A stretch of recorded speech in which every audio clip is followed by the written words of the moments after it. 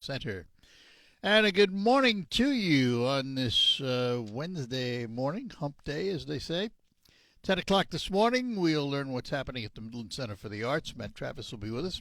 At 11 o'clock, it's Mental Health Awareness Month. We'll learn more about that. But for this hour, Saturdays from 3 to 5, returning for another year in a 2-hour format, the one and only Michigan Golf Live program, hosted by the one and only Bill Hobson, who one and only sits in front of me this morning. So many people are thankful there's only one of me. So I am here. Thanks for the invitation to come in. It's good to see you. And at some point, rumor has it, warm weather will arrive. Yeah, at some point. I've heard of it. I've read the Farmer's Almanac, and it is projected for at least one afternoon this season. At least. Which brings me to our first question, because, obviously Michigan Golf Live, the radio show and the television version, relies on going out to golf courses and shooting video and talking to people and everything. Yeah. The last couple of years have been very good for the golf industry because they've had some great opening weather and were able to keep the courses open and get early play. How's it doing this year? It's a little slow start, just mostly because of the moisture everywhere, and so there are people who will be complaining that their golf course is cart path only, for instance, and that's because if you take your cart out onto the fairway, you're going to destroy the turf for the better part of the season. So it is a slower start. We actually begin our television production schedule this weekend, Sunday, Monday, and Tuesday, in Mount Pleasant. So right now the forecast is not exactly shorts and golf shirt weather, but much hopefully can and will change between now and then. But we are off and running. It's the 27th year of Michigan Golf Live, and we're thrilled to be back on WSGW for the radio program, and our TV show is kind of in a whole new world this year, which is fun for us. I want to talk about that. You were on FanDuel Network. Yeah. Among other things, aside from local television. That network has gone bye-bye, caused some consternation not only in the golf industry, but Major League Baseball, you name it. What happened? First of all, we were a bit player in the world of FanDuel Sports. But you were there. But we were there, and that was our home for 20-plus years. It started as Fox Sports Detroit. Right. Then it morphed into Bally Sports Detroit, and then it morphed into FanDuel Sports Detroit. But all that time, once it became Bally, that was a new ownership group. Bally was simply the naming rights. FanDuel was simply the naming rights. The network was owned by a major broadcast corporation called Sinclair. Locally, they owned TV25 and Fox 66. And they killed it.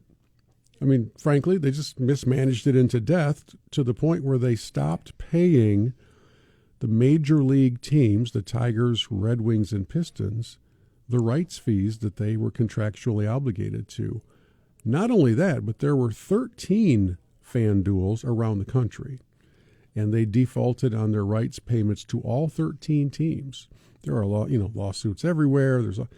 And so at some point, the teams, especially keyed by baseball, said, I wonder why we're doing business with these people. Why don't we stop and form our own network? And so I know 9 baseball teams pulled out right away. Yes. The Tigers, as we sit here today, my understanding, are owed over $50 million by Sinclair, but known as FanDuel. Well, so here's little old me with my show that we buy the airtime, and you're in this mode of adapt or die. I mean, there's nobody's going to lose a lot of sleep if we don't have a place to go. Let's explain that, Bill, for the business side, because people probably don't understand. You have a business. Your business is producing Michigan Golf Live, radio, television. Nobody's out there giving you free time. No, that would be nice. And the reason, in all honesty, and we have to be honest about this, you're small potatoes in a big world. Yep, for sure. And so you have to literally pay for your airtime. Yes. And hope that on the other side of that, the sales that you do inside the Michigan Golf Live identity pays for the airtime and maybe gives you a little money to live on. Yeah, Just and for the thankfully fun it of has for And it has. a long time. We've been super blessed. You've operated smartly. Well, I hope so. We're trying. You know, I'm slow, but I get there eventually is my motto. And we've worked with awesome destinations around the country, and they will cover our costs for production, and then we sell advertising in the show, much like you do. Right. And so in the end, I'm buying airtime, and I was purchasing airtime for the show on FanDuel, which was great. It was seen in about 3.6 million households throughout Michigan and parts of Ohio and Indiana. We have been expecting the collapse of that regional sports network for a couple of years. So it's not like we just woke up one morning and went, oh no, we're in trouble. I've been working on some things behind the scenes just for the moment when the plug is pulled. And it was pulled late in the game this year. It was Right. pulled in like March. The announcement was made that in April they were going away. But thankfully, having done a little legwork ahead of time, we now have our largest TV presence that we've ever had. And instead of being on one network that required you to pay for a subscription or have the streaming, all the things that drive people crazy, now we're on free TV everywhere. And locally, for folks who are listening to us today, every Saturday morning at 11:30 on Channel 12, on ABC 12, you'll see our show. And we're all over the state on network affiliates, and it's really been a cool start to the season. A little more complicated from the behind-the-scenes side because now we have 6 broadcast partners as opposed to 1. But if that's what it takes to keep going, we'll do it. It's interesting to see how the baseball's reacted too. I mean, now with the Tigers, there's something called DSN, Detroit Sports Network, Illich's. and that's Illich's. Yeah. Do you think there's any plans for that to expand beyond the baseball realm? Because right now it's just baseball. Yeah, it's a very up in the air question. As we watch Tiger games now, the production of those games is actually being done by Major League Baseball as opposed to DSN. So the Tigers employ Benetti and Dirks or Petrie or whoever's doing the color with him, but they're not in charge of the production of the games like they were under the prior model. So what we don't know is if the Illiches say, this is kind of fun. This works out well. 2 of our teams, because the Wings will be on there starting next season. Yeah. My guess is the Pistons will as well, but we don't know that yet. So it's building its foundation again. But the difference is and it's the thing that's driving consumers crazy in all of the, I guess, entertainment landscape. It's all going to come down to a monthly subscription that's separate from what you're already paying for. And back in the days when everybody said, cut that cord, we're going to go and do this, it's going to save us all kinds of money. If you add it up. Oh, you did. It's $2.99 here, $4.99 here, $21 here. Yes. On and on. Yeah, it's sort of like back when we all took the phone off of our wall in the kitchen and we put it on our pocket and we thought this is going to be awesome. Yeah. It is, The bill but comes. we're also at $300 a month. Yeah. So be careful of not, What you asked for. Don't forget to add up all of those little things. And it's one of the things, and a good example, Art, is that the Pistons' first round 7-game series that was pretty good basketball, pretty exciting against Orlando, was on 5 different networks. Mm-hmm. And you had to go on a scavenger hunt to find it. Yep. And that drives people crazy. So I say all that because I'm kind of excited that I can tell everybody, we're on a channel you already get. So if you like golf, set your DVR, watch the show, and you don't have to pay for anything. Unless you want to send me a little something on the side. Which hasn't happened We'll yet. take a break on that. Yeah, right. Bill Hobson's with us. Michigan Golf Live, heard on WSGW 3 to 5 p.m. Saturdays. If you have any questions about golf and you think Bill can answer it, give us a call. 989 If not, I'll make it up. 752 6111. 989 752 6111. Let me take a moment to talk about a different kind of hole. Not the kind you put the golf ball in, the kind you drive through. Potholes. They are everywhere in Michigan, as you well know, and they can have a negative impact on the drivability of your automobile. Our friends out at Quick Lane Freeland are offering a complimentary alignment check. That's right, you heard me right. Complimentary alignment check. And they will take a look at your alignment and your undercarriage and see if the potholes have done any damage. And if you want to know what alignment means, listen to this from John at Quick Lane Freeland. If your vehicle's wheels are aligned correctly, it will not pull to the left or to the right when driving. It also prevents improper tread wear, so your tires last longer. A wheel alignment should be checked often because normal steering wear and tear can cause your alignment to go out in addition to potholes and railroad crossings. A correct alignment also reduces rolling resistance on your tires for better fuel mileage. And, of course, also better safety. Stop in today for your complimentary alignment check. And, by the way, if you need new tires, don't forget at Quick Lane Freeland, they sell all their tires at just $5 over cost. And while you're there, why don't you stop in and visit the folks at McDonald Ford? Take a look at the entire new inventory of Ford product, as well as their pre-owned lot. And I get to drive some of those pre-owned cars regularly. Right now, in my driveway, I have a beautiful 2023 Lincoln Corsair that's on their lot. Yep, it's not just Fords. They've got all kinds of brands in their pre-owned lot. Stop in and visit them today. McDonald Ford and Quick Lane Freeland, two names standing ready to help you with all your automotive needs for 2026. Hi, I'm Ray from Big Gichters.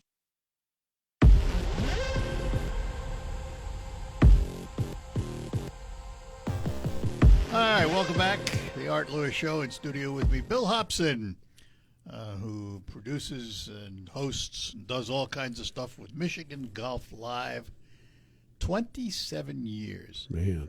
What, Bill, I've known you a long time. What gave you the idea to do a network golf show or a syndicated golf show? 29-ish years ago, I had been doing a lot of radio, play-by-play stuff, and I hosted a talk show and things, and I began to get this bug for the game, and I realized that in the state of Michigan, which is such a passionate golf state, there really was nobody doing anything to celebrate it.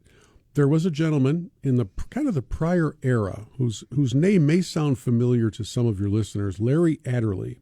Oh, yeah. And he had a show on PBS called Golfing the Great Lakes.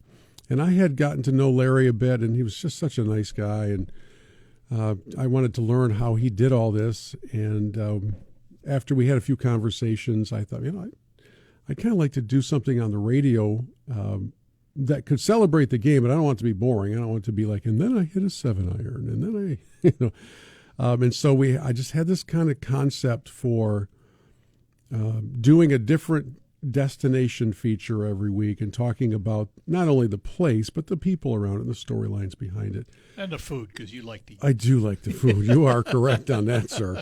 That's one of the fringe benefits.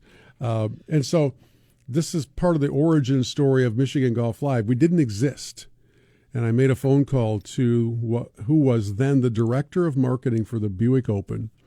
Name is PJ. Oh, I remember. And I said, PJ, we haven't even met, but here's the idea that I have. And if you will say yes to being my presenting sponsor, it will cover my costs, because back then I had to have satellite time to take the signal from wherever I was broadcasting to each of the stations, who had to have a specific receiver.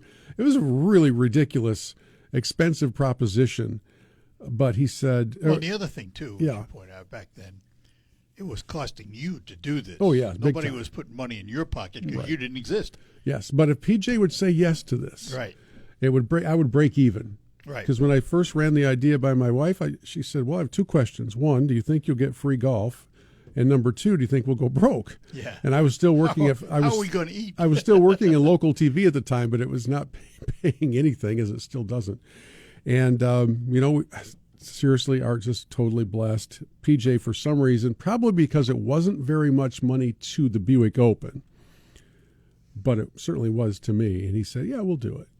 And then every year until the end of the Buick, every springtime, we would have a conversation, because one of the things I told PJ in that first conversation was, if you'll say yes, I'll never change your price. And I said, in the first couple of years, I don't think that's going to be a very good deal for you. But after that, it could be. Yeah. And so every year he would call, he'd go, okay, we're back in, how much? And I said, same as it was in year one. And it was probably the third year he said, you're crazy, right? I said, well, we had a deal. We shook hands on it. So we honored that all the way through the end of the Buick Open in 2009. And thankfully, by then the radio show was off and running, and we had added the television element to it.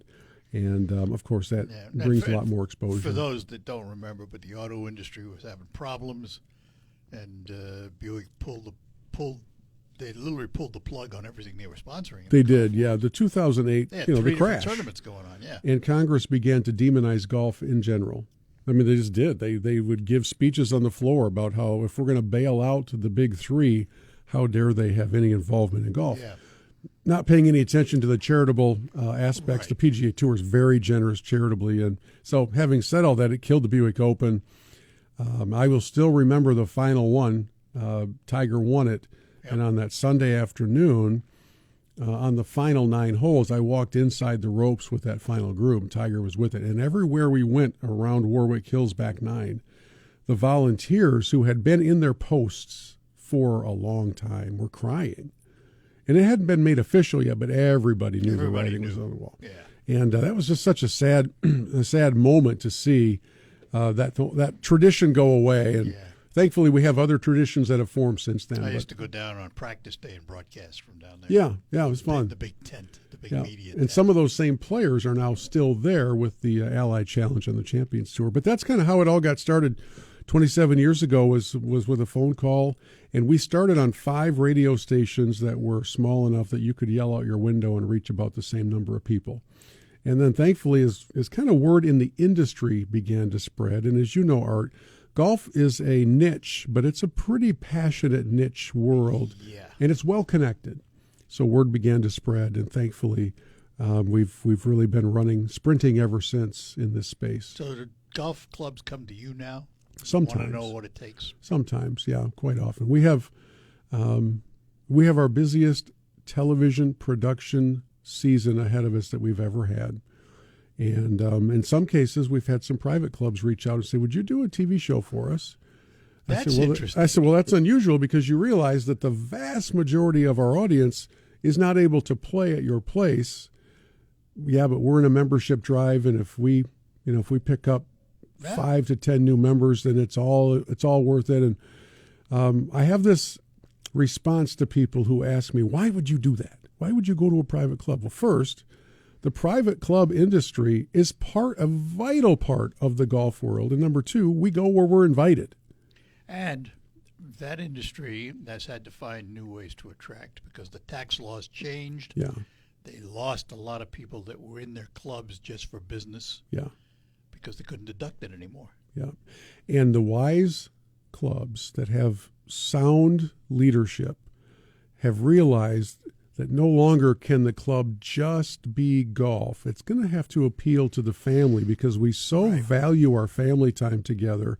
So a great example of that is Saginaw Country Club. They've made some big investments in recent months and years to make it even more appealing to families. And they've done a great job with that. And that's happening in the private club spaces all around the country. And it's a wise investment. And so whenever somebody says to me, why would you feature a place that I can't go and play?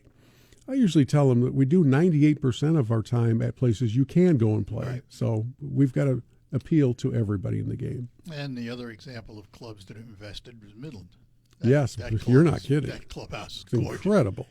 Nice to have Dow behind you, but it's it is incredible. And now they have an international tournament there. Yep. In the championship, which is going to be interesting this year because it moved up, and it is the week ahead of the Meyer Championship, which means the girls don't have to leave the state. Yes. So we are expecting that the 144 players we get are going to be some big names because they're in town for 2 now. Yeah, and one of the things that we've been blessed by for both of the LPGA events are great fields.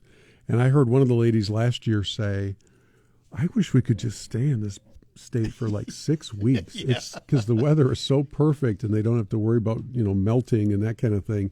And you'll see the strongest non-major fields of the entire year, both here in Midland and over in Grand Rapids. I think the quarters will be back, quarter sisters. So yeah, for sure. And Nelly, she's blowing it off the charts. Won her last two. And Yeah. I would take a break, come back. We're talking to Bill Hobson from Michigan Golf Live. More ahead. You never thought.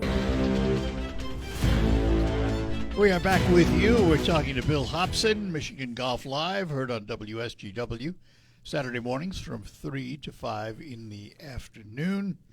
Has the, when you look at the radio show, we'll stick with the radio for a little bit here.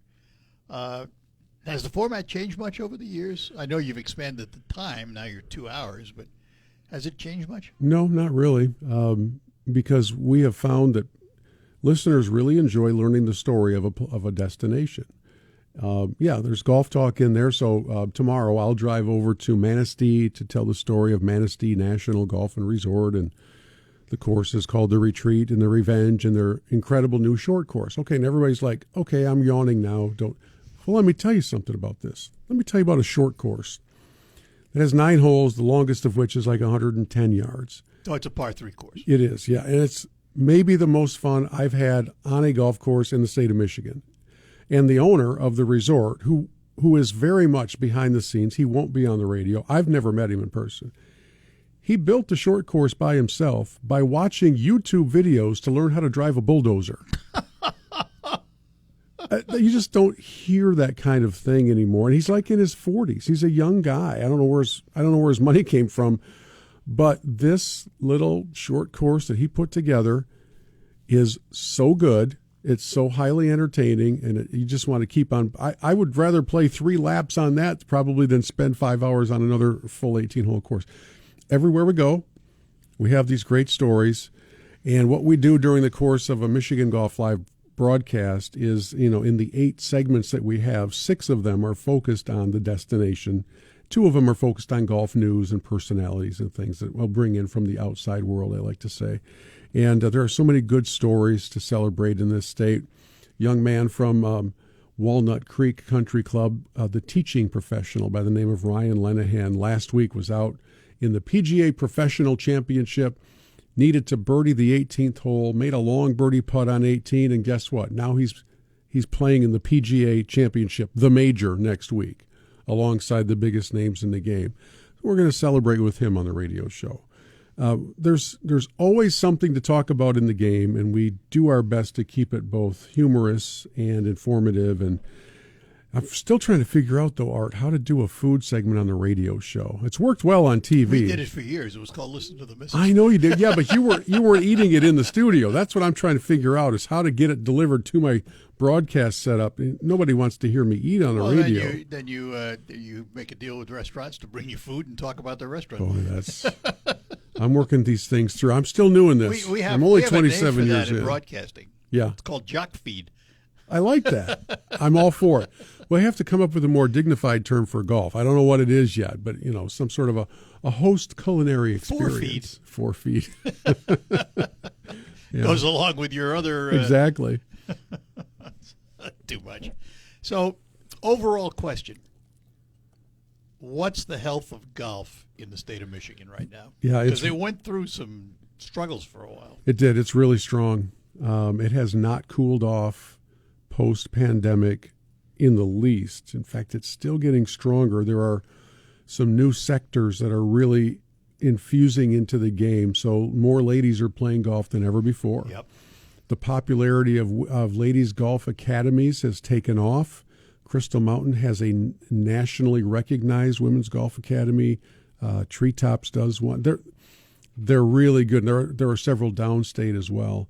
And then thanks to a program called Youth on Course, there are more kids getting into this game than have ever been the case before. And it's so encouraging because, think of it in terms of a church. If your church doesn't replace the old people, then they're not going to be around very long. Well, same thing with golf. And kids are coming into the game. This, for all of you out there listening who are First parents. Tee's been around forever. Yes. Parents and grandparents, I want you to listen for like 60 seconds. Let me just sell the soap on Youth on Course. A kid can join for $20 for a whole year, a kid all the way up to 18 years old. And then at the participating golf courses, can play for $5 every time. So one time $20 registration fee, $5 every time out, all year long. And the course is then made whole by this national foundation called Youth on Course. And it is crazy how good a value this is, especially considering that it goes up to the age of 18. Yeah. You think youth, you're thinking, oh, the 7 and 8-year-olds are out there. You could be a junior in high school out there taking advantage of this. And in Michigan, there are over 100 courses that participate as Youth on Course courses. So if you are listening and you have somebody in your life who's on the younger side of things, the Golf Association of Michigan administers this. So just go to gam.org. And I'm telling you, it's the best money you can spend. It's an entire season's worth of golf for less than you would spend on one 9-hole round. It's so good. And it's really growing the game and keeping it healthy. The other thing about youth golf today, up through 18, kids are getting stronger and longer. Oh, my goodness. 300 is not unusual. It's the minimum. And I have to ask how this is, in the long run, going to change golf. Because for the pro side, they're going to have to make the holes longer. And I don't care. If they want to do that, fine. Just don't move the front tees. Leave Art alone. Leave me alone. Yes, the length of the game is crazy. Here's what's fascinating to me about that. You'll see ads for new golf equipment. The drivers are coming. It's our longest, straightest driver ever. If you look at the data and the handicap indexes for the golfing public at large over the last 30 years, with all the promises of the greatest, latest technology, haven't gotten any better. That's because my saying is so true. Take the most expensive golf club you can, put it in the hands of a bad golfer, and it produces a very expensive bad shot. That's exactly right. So there are a lot of players who can indeed hit the ball 300 yards, but they can't hit it anywhere that's been mowed. Yeah, right. Right? So they're just putting it back deep into the forest. Of course, the professionals are showing us they're making courses obsolete. And one of the reasons that doesn't bother me is because that's what they're supposed to do. I also have no chance to throw a 98-mile-an-hour fastball. Right, exactly. But you enjoy the game. But I'm not asking them to go out and convert over to Nerf baseballs then, right? So we're not supposed to be at the same level. Yeah, and we're not. No, we are not, including this guy. Take a break. We'll be back with one more segment with Bill Hobson. Want to bounce houses, obstacle courses? Yes, indeed. Back with you, Bill Hobson in studio for Michigan Golf Live, Saturdays 3 to 5 p.m. on WSGW. So you have played probably every course there is in the state. I haven't. Most of them. Maybe a lot, but there are still surprises out there that I get to visit for the first time, and that's always fun. Got a favorite? Oh, yeah. I have my favorite public course would be Arcadia Bluffs, and I've said that for years. I love that course. And then it's kind of a 48-way tie for second place. So I'm not shy about citing Arcadia as one, but there are so many good places and good choices. I got to ask you, locally here, I mean, we've been blessed with some very fine golf courses. Yes. When I moved here in 1974, the golf course was Bay Valley. Yes. Everything else was secondary unless you were in a private club. Yeah. Then along came Apple Mountain, Sawmill. The list is pretty extensive. Sure. Now, recently, after many years of neglect, they've invested some money in Bay Valley. And from everything I've heard from people, it looks better. Yeah. They put $5 million in the golf course to fix the irrigation and all that. Does it come back as a resort course? It's going to be a Wyndham property, which is going to help it because you get a big national flag.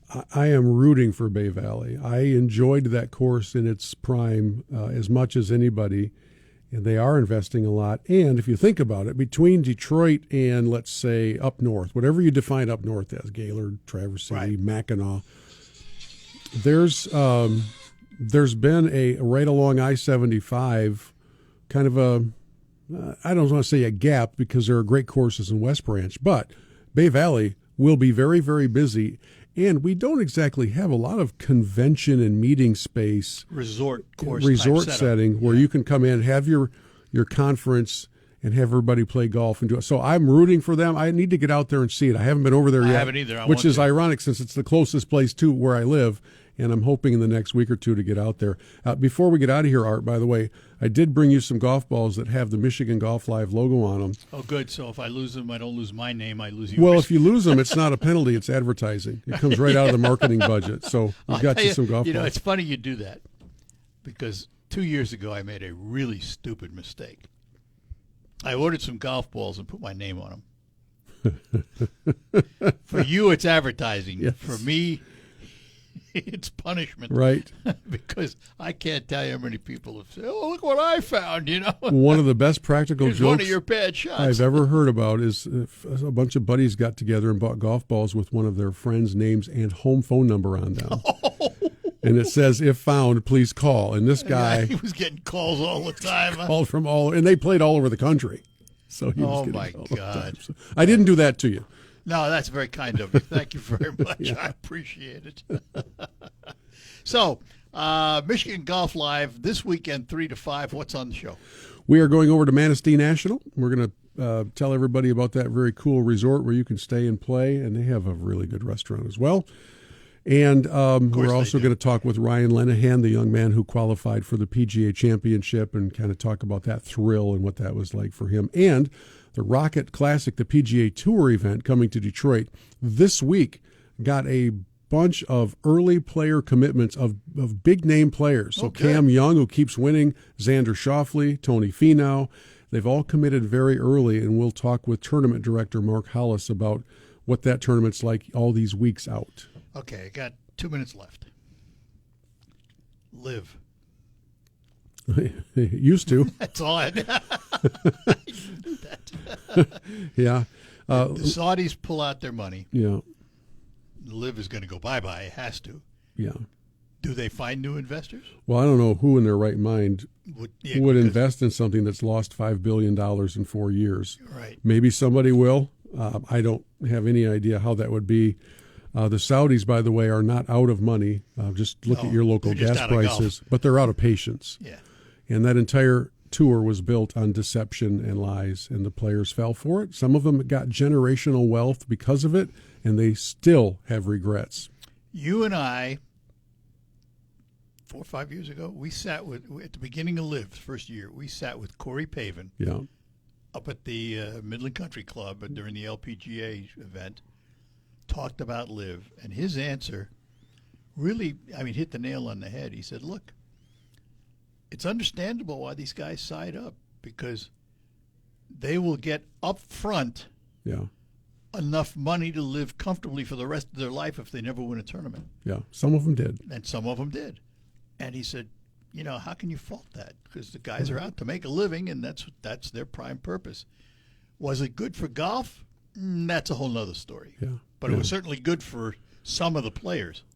Yes, if you're comfortable with the source of that money, then yes, it was Well- good for you. And by the way, if you didn't get it all up front, good luck in Good luck, court. yeah, The Saudis have a pretty good track record of Yeah. withstanding lawsuits. Yeah, it's going to be interesting. It's gonna be going to messy. be interesting to see how the PGA, if they change their accessibility rules for the former Live players. They're I'm going to not make sure they're going to. They're going to make these guys jump through more I hoops think so. than the Barnum and Bailey circus did. I think you're absolutely right. Bill Hobson, is always good to talk to you, as always. Thanks for having me in. Appreciate it. And the catering's Do it been again. fantastic. Yeah, good. Don't overeat. We'll see to it that you don't. I appreciate that. We'll be back to close out, tell you what's ahead next hour. My name is Sophia. I'm a Line on 100.5 and 790 News Radio WSGW. And that concludes the first hour of the Art Lewis Show. Coming up next hour, we're going to talk about the Midland Center for the Arts with Matt Travis. All of that is coming up, but that happens after the news from CBS, the local report with Michael Percha. And then we'll be back right after the news. Broadcasting from the